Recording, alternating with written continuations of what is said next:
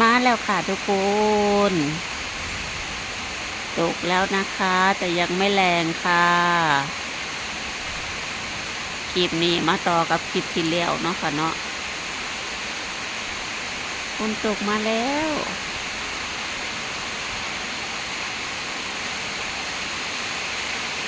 คลิปนี้ก็สิให้ฟังเสียงฝ่าเสียงฝนเด้อค่ะนั่งอยู่ข้างนอกเนาะค่ะ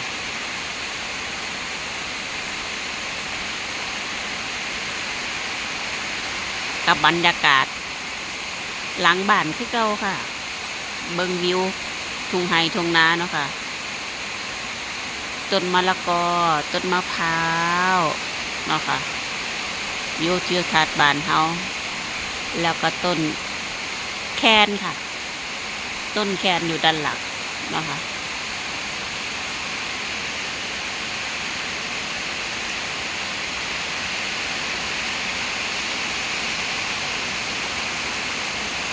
จะตกแรงไหมคะมาลุ้นกัน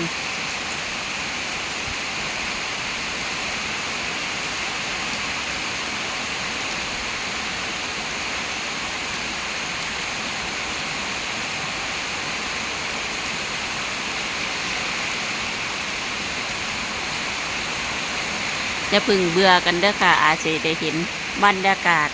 ทุ่งไร่ทุ่งนาบรรยากาศธรรมชาติไปเรื่อยๆเด้อค่ะเพราะเราไม่ได้ไปบ่ไปใส่ค่ะอยู่แต่บ้านเนาะค่ะมาอยู่บ้านอีหลีเนาะค่ะ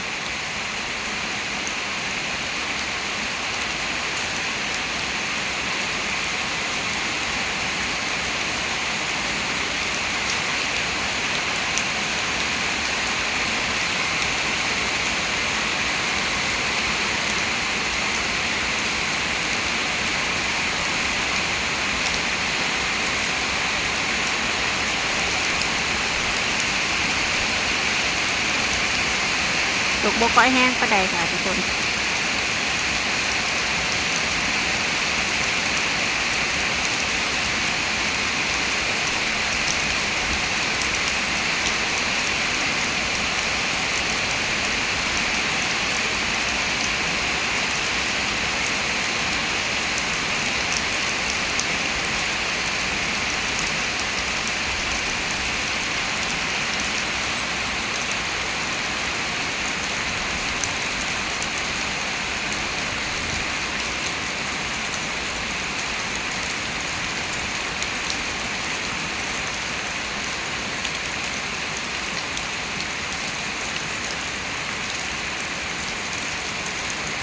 ฝนตกมานาเฮาก็เขียวเนาะค่ะ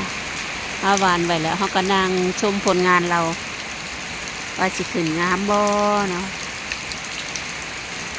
ช่วงระยะเวลาใดสิใส่ปุ๋ยกันเนาะสิว่านะคะชมไปเรื่อยๆค่ะ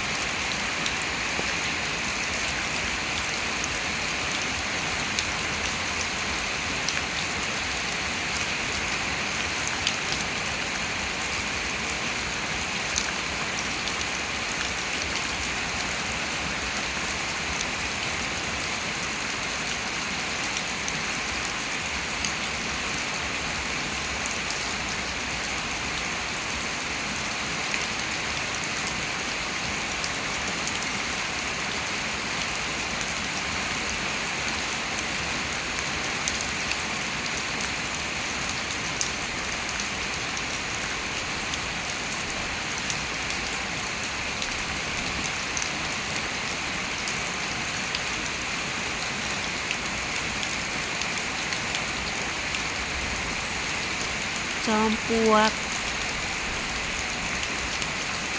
กนั้นบ่ได้เอาลงเด้อค่ะเด้อเสียไว้เบิ่งอนุรักษ์ไว้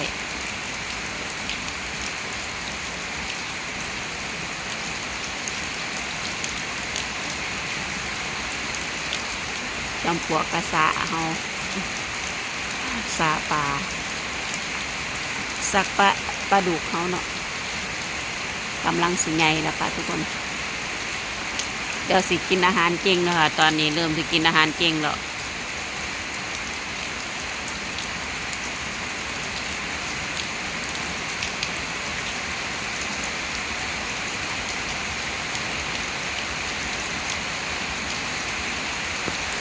อุ้ยตกไม่แรงค่ะ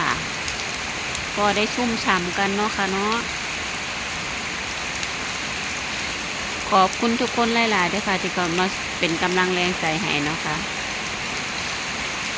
ฝากกดไลค์กดแชร์กด Subscribe ให้ด้วยนะคะขอบคุณมากมายคลิปนี้ไว้ซ้ำนี้สักก่อนเนาะค่ะเนาะเดี๋ยวคลิปหน้าเจอกันไหมค่ะ